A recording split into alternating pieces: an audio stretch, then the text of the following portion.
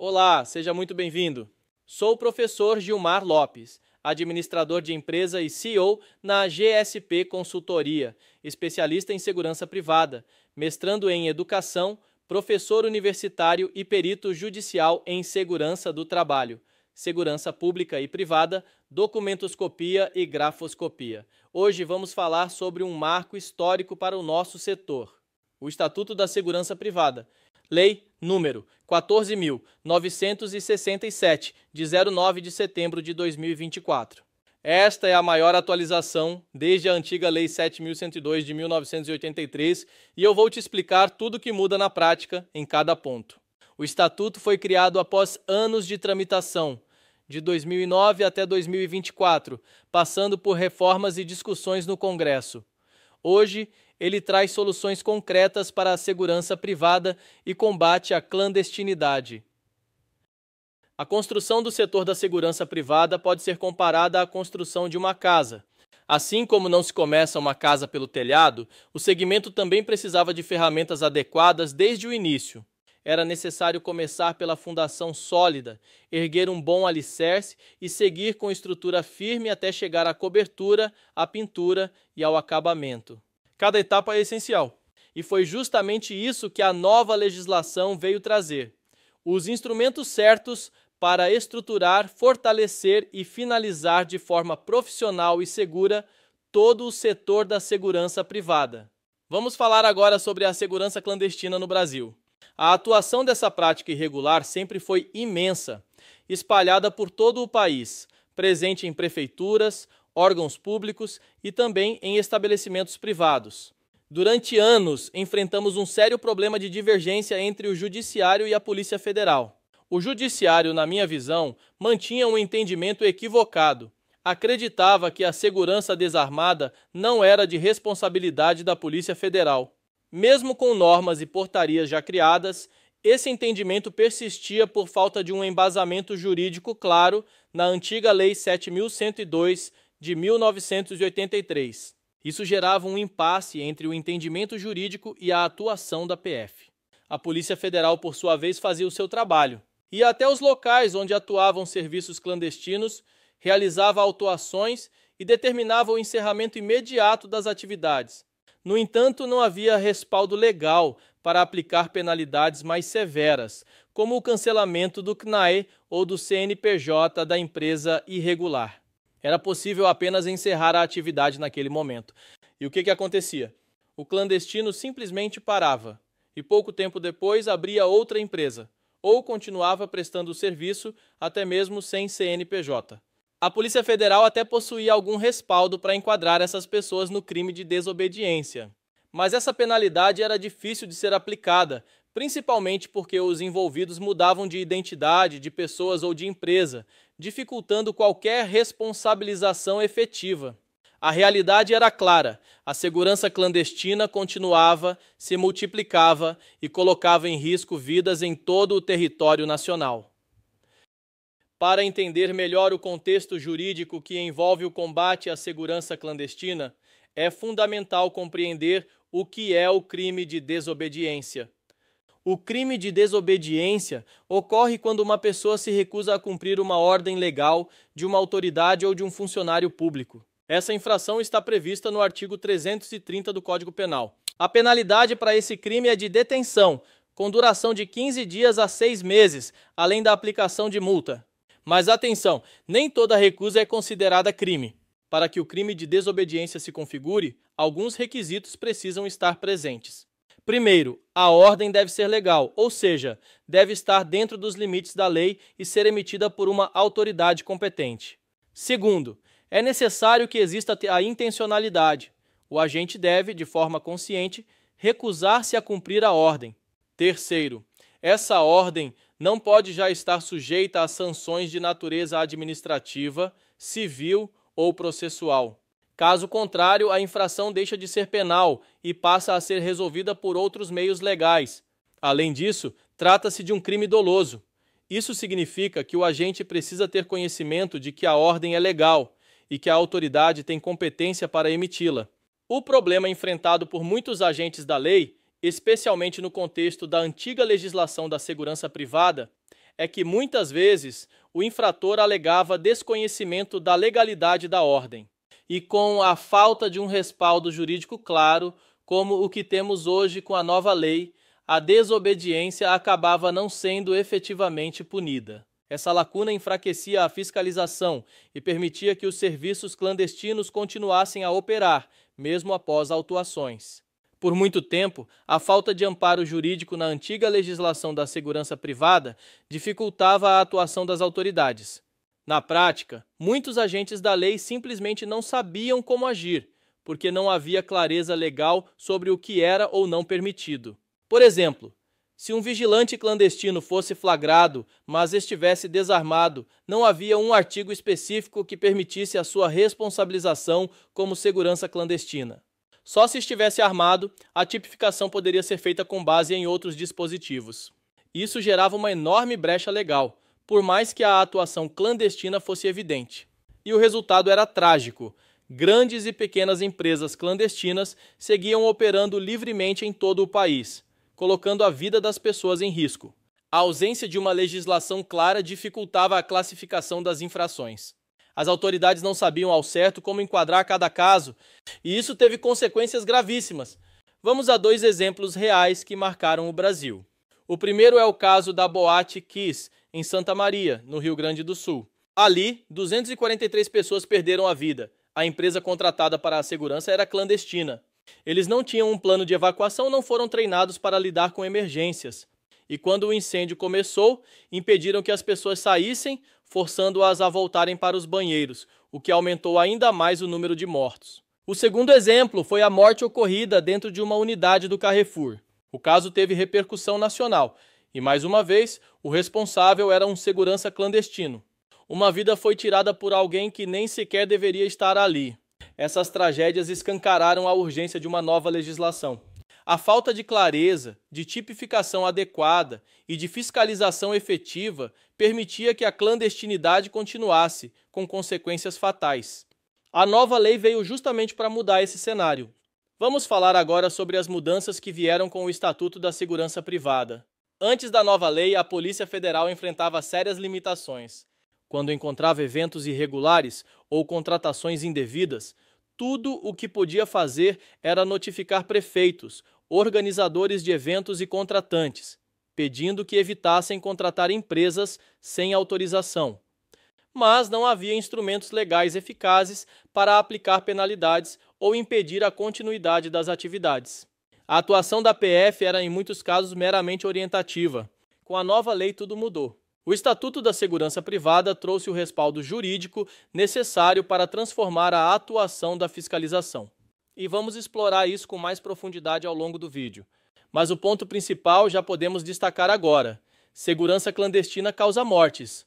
E a legislação agora combate isso com firmeza. Outro ponto essencial trazido pelo Estatuto é a correta interpretação sobre o monopólio do uso da força. O uso da força pertence exclusivamente ao Estado. No entanto, em algumas situações específicas, o Estado pode delegar parte desse poder, como no caso da segurança privada. E aqui entra um conceito fundamental: a legítima defesa. A legítima defesa é o direito que uma pessoa tem de repelir uma agressão injusta, atual ou iminente, utilizando meios moderados e necessários. Ela é uma excludente de ilicitude. Isso significa que, em certas situações, o que seria considerado crime em outra circunstância passa a ser justificado. Para ser legítima, a defesa precisa obedecer a alguns critérios. A agressão deve ser injusta, precisa estar acontecendo ou prestes a acontecer. A resposta deve ser proporcional. E a intenção do agente deve ser proteger-se ou proteger outro. A legítima defesa pode ser própria de terceiro, real ou putativa. Em outras palavras, quando o Estado não está presente para proteger, o cidadão pode e deve se defender. E quando o Estado autoriza a atuação da segurança privada, ele está delegando parte do uso da força, desde que essa atuação seja controlada e fiscalizada. E é exatamente isso que o Estatuto da Segurança Privada define. A nova lei corrige o equívoco antigo do Poder Judiciário, que acreditava que a Polícia Federal só poderia fiscalizar a segurança armada com base na Lei 7.102 de 1983.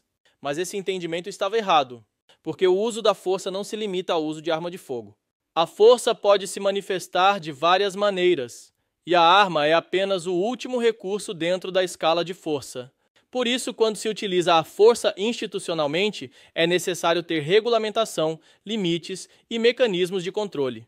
A nova lei deixa isso claro.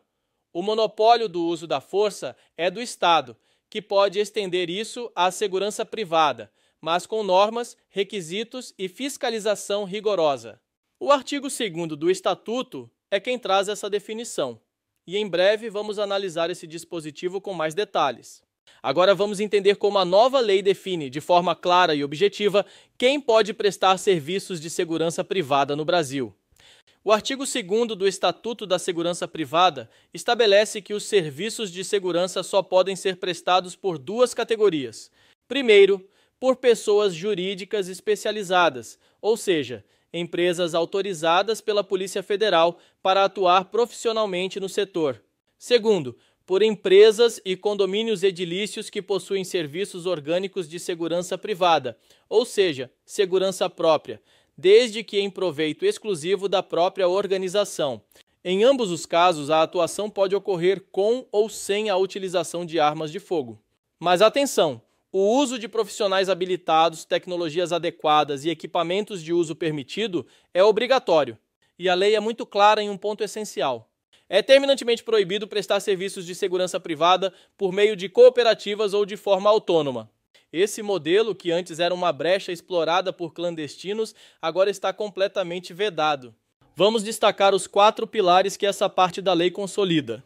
Pessoas jurídicas especializadas são empresas autorizadas com alvará específico da Polícia Federal. Serviços orgânicos, segurança interna e própria de empresas ou condomínios. Profissionais habilitados, apenas vigilantes com formação e certificação válidas. Proibição expressa de cooperativas e autônomos. Um dos maiores avanços no combate à clandestinidade. Dentro de todas as inovações da nova lei, esta, sem dúvida, é uma das mais importantes. Ela representa uma mudança fundamental no entendimento legal sobre o setor. E isso gera um impacto direto. Transforma a forma como a segurança privada funciona no país. A partir de agora, fica explícito para o Poder Judiciário que todo serviço de segurança privada, com ou sem uso de arma de fogo, depende de autorização prévia da Polícia Federal. Esse novo entendimento se torna um pilar essencial no combate à segurança clandestina. Antes havia dúvidas, agora está claro, segurança privada sem autorização é ilegal. E quem contratar ou operar fora da lei será penalizado. Uma das grandes conquistas trazidas pelo Estatuto da Segurança Privada é o aquecimento do mercado formal de segurança. Ao combater a clandestinidade, a nova lei não apenas salva vidas, ela também valoriza os profissionais qualificados e fortalece as empresas regulares. Para se ter uma ideia, antes da nova legislação, a realidade era alarmante. A cada 4 serviços prestados no país, 3 eram clandestinos. Isso mesmo. Apenas 1 em cada 4 serviços estava devidamente autorizado pela Polícia Federal. Agora, com a exigência de autorização prévia, esse cenário muda radicalmente. O mercado passa a girar em torno da legalidade, gerando mais empregos formais, garantindo melhores condições de trabalho e fortalecendo o setor como um todo. E aqui entra o segundo pilar fundamental da nova lei. A Polícia Federal passa a ter poder para multar não apenas a empresa clandestina, mas também quem a contrata. Isso representa uma mudança completa no modelo de fiscalização. Antes, a PF só tinha autonomia para agir contra empresas autorizadas, ou seja, só podia penalizar quem já estava dentro do sistema. Quem operava de forma irregular, muitas vezes, escapava da responsabilização justamente pela falta de amparo legal. Com a nova legislação, isso acabou. Agora, qualquer serviço de segurança, armado ou desarmado, precisa obrigatoriamente de autorização da Polícia Federal. Quem contratar uma empresa sem essa autorização pode ser multado, seja pessoa física ou jurídica. E a multa pode chegar a valores expressivos, como veremos mais à frente. Portanto, a contratação de serviços de segurança precisa seguir critérios bem definidos. Observar os dispositivos da nova lei, confirmar se a empresa está autorizada pela PF, analisar a documentação, credenciais e certificações da empresa, formalizar o contrato com base nos requisitos legais. O artigo 3º da nova lei ainda reforça que a segurança privada deve respeitar princípios fundamentais: a dignidade da pessoa humana, a proteção à vida como prioridade máxima, o interesse público com foco no bem comum e a obrigatoriedade da verificação formal da regularidade da empresa contratada. Ou seja, não basta contratar pelo preço mais barato. É preciso verificar se a empresa está legalizada, respeita os profissionais e cumpre as normas da lei. E isso vale para todos, inclusive prefeituras, órgãos públicos e grandes contratantes. A nova lei não deixa brechas. Ela garante um mercado mais justo, mais seguro e mais valorizado. Você sabia que um dos maiores contratantes de segurança clandestina no Brasil são justamente os órgãos públicos? Isso mesmo. Prefeituras, eventos, festas populares e shows. Todos esses ambientes, por muitos anos, recorreram a empresas sem autorização, colocando vidas em risco. E no setor privado não é diferente. Estabelecimentos comerciais, shoppings e mercados também driblam a legislação. Como? Trocando a nomenclatura, ao invés de contratar um vigilante certificado, contratam um vigia, um agente de portaria, um fiscal de piso ou até mesmo um apoio, que acabam exercendo na prática funções típicas de segurança privada. Essa prática, antes impune, agora tem consequências reais. Com a nova lei, a Polícia Federal pode multar o contratante, seja ele pessoa física, empresa ou ente público. E mais, a multa pode atingir diretamente o CPF do prefeito ou do responsável pelo contrato irregular. A única razão de isso ainda não estar ocorrendo neste exato momento é porque estamos aguardando a publicação do decreto regulamentador, que já está sob análise do diretor-geral da Polícia Federal e do Ministério da Justiça. Após essa aprovação, virá a portaria que regulamentará a aplicação efetiva da nova lei. Enquanto isso, a Polícia Federal trava uma luta diária, uma batalha contra os serviços clandestinos, contra pessoas despreparadas atuando onde só deveriam estar vigilantes treinados e, principalmente, contra autoridades que desconhecem a lei e insistem em impor regras com base em interpretações pessoais, como se não houvesse legislação vigente.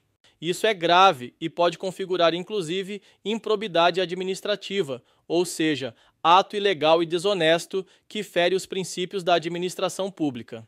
A verdade é que essa luta não é só da Polícia Federal, é de todos nós. A política da nova segurança privada traz uma base sólida já existente na Portaria 18.045 e que será consolidada no novo decreto. Essa política se sustenta em uma tríade de princípios: proteção da vida, da integridade física e do patrimônio, valorização do aprimoramento técnico e estímulo ao crescimento do setor, reconhecendo a segurança privada como atividade de interesse nacional. O artigo 1º da lei já deixa claro, tudo isso está alinhado com o interesse público. E esse princípio é garantido por 3 pilares que formam um verdadeiro círculo virtuoso: o Estado, através da Polícia Federal, o capital, com recursos financeiros lícitos e comprovados, e o trabalho, com profissionais qualificados e valorizados. Para fomentar esse ciclo virtuoso, o legislador exigiu o aumento do capital integralizado das empresas. Isso garante que somente empresários com estrutura e recursos adequados possam atuar no setor. O objetivo é claro: oferecer serviços de qualidade, manter uma situação financeira saudável nas empresas e garantir uma concorrência leal. A autorização de funcionamento das empresas será revisada a cada 2 anos, enquanto a verificação da saúde financeira e do capital integralizado será feita anualmente. E para comprovar esse capital, o empresário poderá optar por seguro ou garantia, provisão financeira ou reserva de capital. O importante é que ele comprove, de forma legal, que tem recursos para manter uma empresa de segurança privada funcionando com excelência e responsabilidade. Essa é a nova realidade da segurança privada no Brasil, e ela veio para ficar. Para comprovar a capacidade financeira e garantir a sustentabilidade da empresa de segurança privada, o Estatuto estabelece 3 opções de capitalização. A primeira delas é a provisão financeira. Trata-se de uma reserva de dinheiro, planejada para cobrir despesas futuras, sejam elas obrigatórias ou prováveis. É um instrumento contábil que ajuda a empresa a manter suas finanças organizadas e equilibradas. A segunda opção é a chamada reserva de capital. Aqui, falamos de um conjunto de recursos financeiros acumulados, independentemente dos resultados da empresa.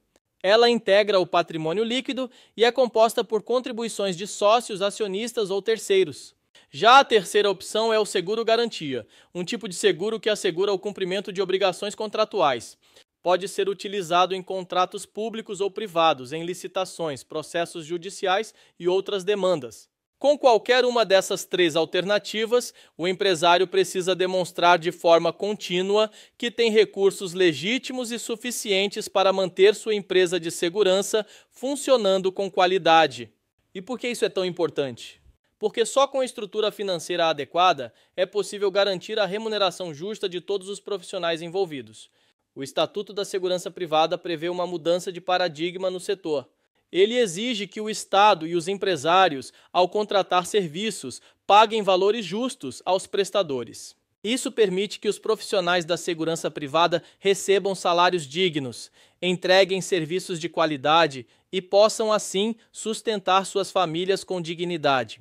Não é mais aceitável um modelo em que apenas o contratante ganha sozinho. A lei valoriza toda a cadeia da segurança privada.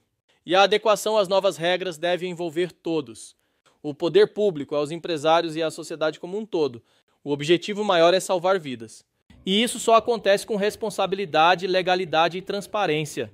É preciso que cada pessoa envolvida, do agente público ao empresário, do gestor ao vigilante, contribua ativamente para que o setor se fortaleça. Chegou o momento de abandonar o preconceito com as empresas de segurança e com os profissionais que nelas atuam. A segurança privada precisa ser fomentada, reconhecida e respeitada. E, acima de tudo, não pode haver espaço para corrupção em nenhuma etapa desse processo. A lei traz um chamado claro: cumprir a lei é preservar vidas.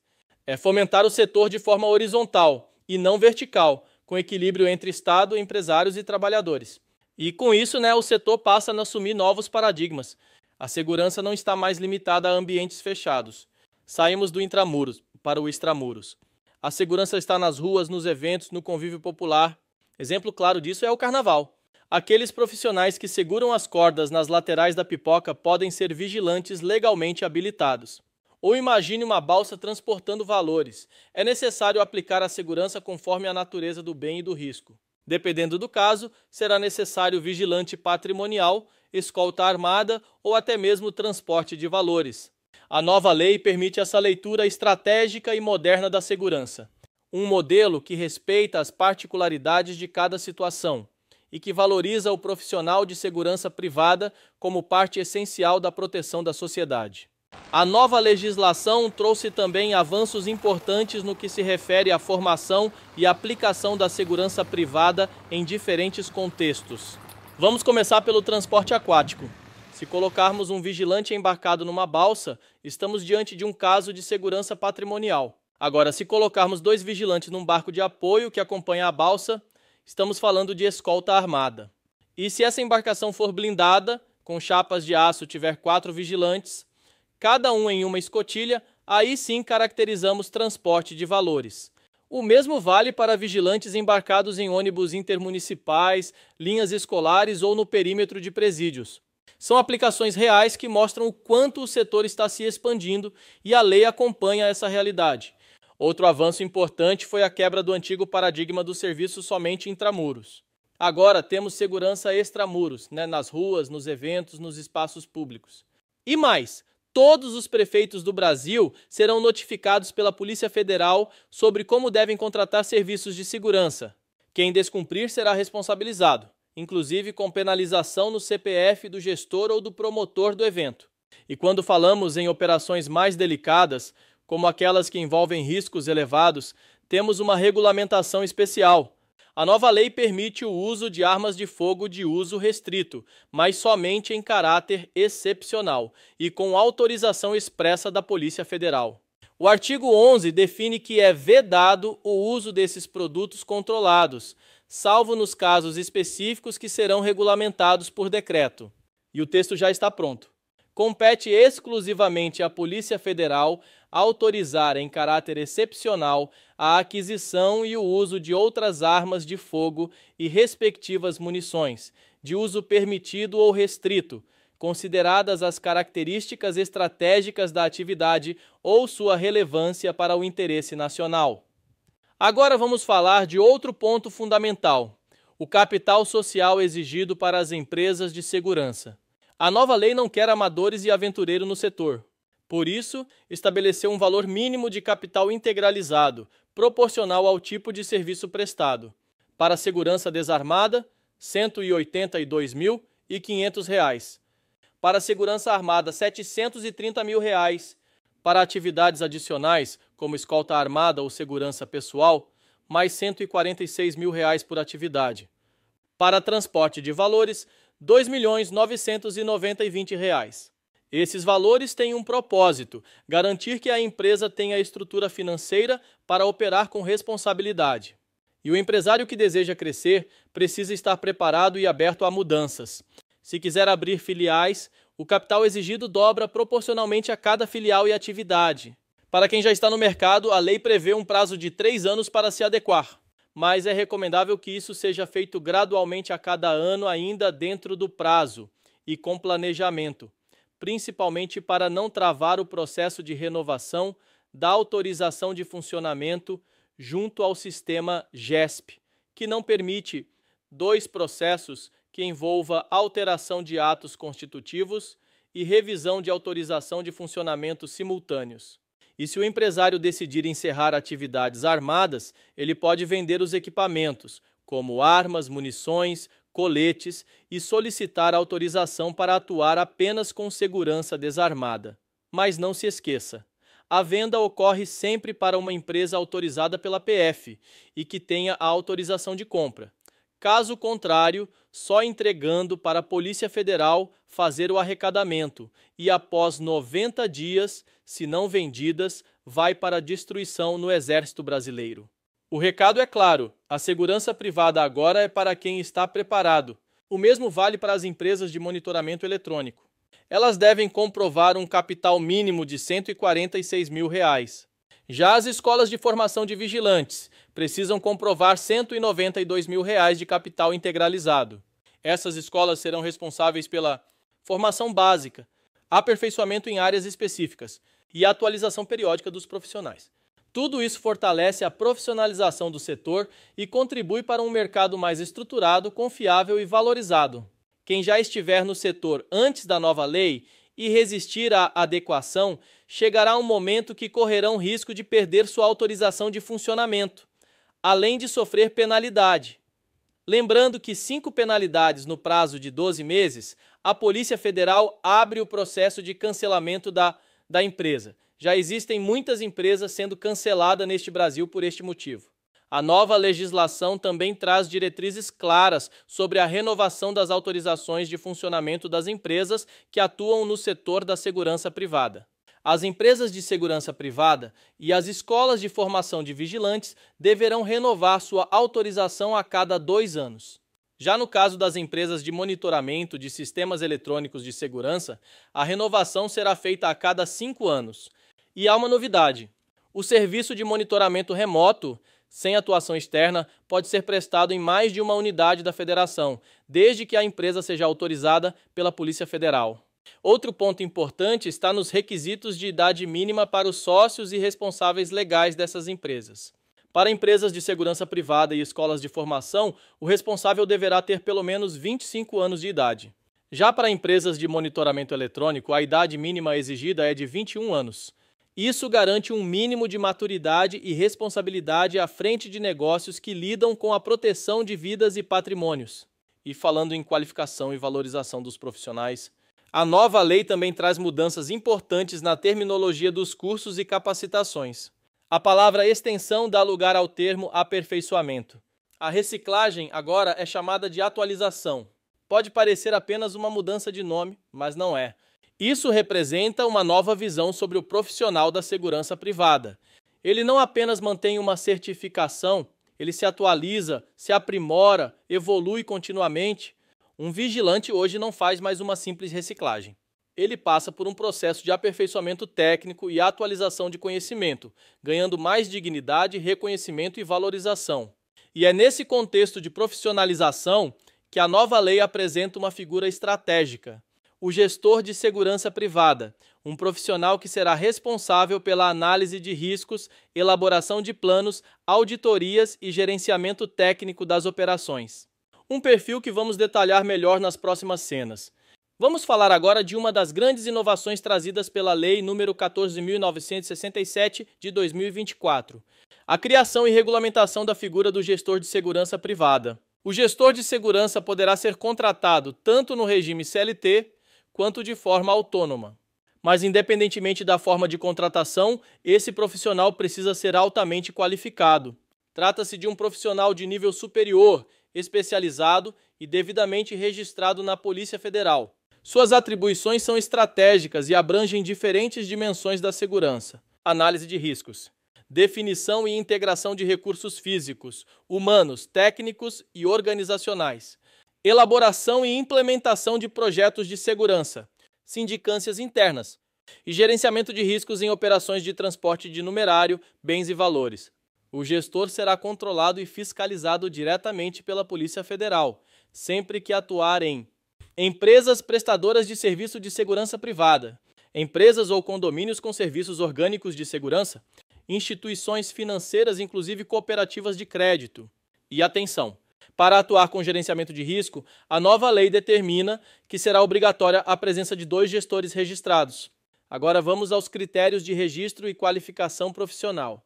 A legislação prevê 3 caminhos possíveis para que o profissional se torne um gestor autorizado pela Polícia Federal. Opção 1, graduação tecnológica. O profissional deve apresentar diploma de curso superior de tecnologia em gestão de segurança privada, reconhecido pelo MEC, com carga horária mínima de 1.600 horas. O histórico acadêmico deve conter obrigatoriamente disciplina de legislação de segurança privada com no mínimo 120 horas, atribuições da Polícia Federal no controle da segurança privada, também com 120 horas, e direitos humanos com carga mínima de 60 horas. Opção 2, graduação mais pós-graduação. Neste caso, o candidato deve apresentar diploma de curso superior completo e certificado de conclusão de pós-graduação em gestão de segurança privada, também reconhecida pelo MEC. A pós deve ter no mínimo 360 horas e incluir 40 horas de legislação de segurança privada, 40 horas de atribuições da Polícia Federal e 20 horas de direitos humanos. Opção 3. Graduação mais curso complementar realizado em uma escola de formação de segurança credenciada pela Polícia Federal, mais experiência. Aqui, o profissional apresenta diploma de curso superior completo, mais um curso de complementação em gestão de segurança privada, oferecido por escola autorizada pela Polícia Federal. Além disso, precisa comprovar, na data da entrada em vigor da nova lei, pelo menos 5 anos de experiência na área de segurança privada. E atenção! O registro do gestor também exige a apresentação de certidões negativas de antecedentes criminais. São exigidas certidões das Justiças Federal, Estadual ou do Distrito Federal, Militar Federal, Militar Estadual se aplicável, e da Justiça Eleitoral. Essas certidões devem cobrir o período dos últimos 5 anos, considerando todos os locais onde o profissional residiu. O registro será indeferido caso o candidato possua antecedentes por crime doloso ou esteja cumprindo pena, ainda sem reabilitação judicial. Em resumo, o novo gestor de segurança representa um avanço técnico, legal e estratégico para o setor, reforçando a profissionalização e a fiscalização no Brasil. Agora vamos esclarecer um ponto muito importante sobre o registro do gestor de segurança privada. Existem situações que não impedem o exercício da profissão, ou seja, o profissional ainda pode se registrar e atuar, mesmo tendo passado por alguma das seguintes ocorrências: indiciamento ou processo criminal por crimes culposos, aqueles sem intenção; condenação criminal desde que já tenha sido reabilitado por decisão judicial; instauração de termo circunstanciado; ocorrência de transação penal, suspensão condicional do processo ou acordo de não persecução penal. Nenhuma dessas situações constitui por si só um obstáculo para o registro. O que realmente impede é possuir antecedentes por crimes dolosos, ainda sem reabilitação ou estar cumprindo pena judicial. Agora vamos falar dos documentos de identificação profissional. Todos os profissionais da segurança privada, sejam gestores, vigilantes supervisores ou vigilantes operacionais, devem portar um documento oficial de identificação quando estiverem em serviço. Esse documento deve conter os dados pessoais do profissional e as atividades para as quais ele está legalmente habilitado. Mas atenção! só receberá esse documento quem preencher todos os requisitos da Lei nº 14.967, do Decreto Regulamentador e dos atos normativos da Polícia Federal. Além disso, o profissional deve ter um curso de formação, aperfeiçoamento ou atualização válido. E uma novidade importante: esses documentos de identificação serão emitidos eletronicamente pela Polícia Federal, com validade de 2 anos. E falando em padronização, vamos falar sobre os uniformes. O uso de uniforme pelos profissionais da segurança privada passa a ser obrigatório e exclusivo para o serviço. Ele deve estar adequado ao clima da região e permitir o pleno desempenho das funções. É proibido o uso de uniformes que se assemelhem aos das Forças Armadas, órgãos de segurança pública, federais, estaduais ou municipais, ou guardas civis. Para o gestor de segurança privada, o uso do uniforme será facultativo, mas, quando for adotado, deverá ser aprovado previamente pela Polícia Federal, conforme regulamento específico. Outro ponto muito importante está relacionado à formação continuada dos profissionais. Os vigilantes com curso válido ou com cursos vencidos há menos de 5 anos terão o prazo de 2 anos, contados da publicação do decreto, para realizarem novos cursos de aperfeiçoamento. Após esse prazo, será exigida também a conclusão do ensino fundamental completo como requisito para a permanência na atividade. E para os que exercem funções de liderança, como o vigilante supervisor, há exigências específicas. O profissional deverá apresentar certificado de conclusão do ensino médio reconhecido pelo MEC, ter concluído o curso de formação de vigilante supervisor homologado pela Polícia Federal e ministrado por escola autorizada, e comprovar experiência mínima de 2 anos na segurança privada. Sobre a validade dos cursos. Todos os cursos de formação, aperfeiçoamento e atualização têm validade de 2 anos. Dentro desse prazo, o vigilante deve realizar o curso de atualização, que será custeado pelo empregador se houver vínculo formal. E se o curso estiver vencido há mais de 5 anos, o profissional deverá realizar um novo curso de formação completo. Por fim, as escolas autorizadas também poderão ministrar treinamentos complementares de tiro, desde que o profissional possua curso válido. No futuro, o decreto, a Polícia Federal implementará Sistema Nacional de Avaliação da Estrutura Física, da qualidade do ensino e da qualidade da aprendizagem na formação dos profissionais de segurança privada, conforme ato normativo próprio. Isso tudo mostra o quanto a nova lei está comprometida com a qualidade, profissionalismo e evolução contínua do setor de segurança privada no Brasil.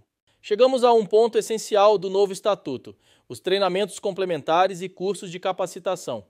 Os treinamentos complementares de tiro poderão ser realizados com armas e munições da empresa empregadora, exclusivamente para vigilantes que atuem nas seguintes atividades: transporte de numerário, bens ou valores, escolta armada, segurança pessoal privada.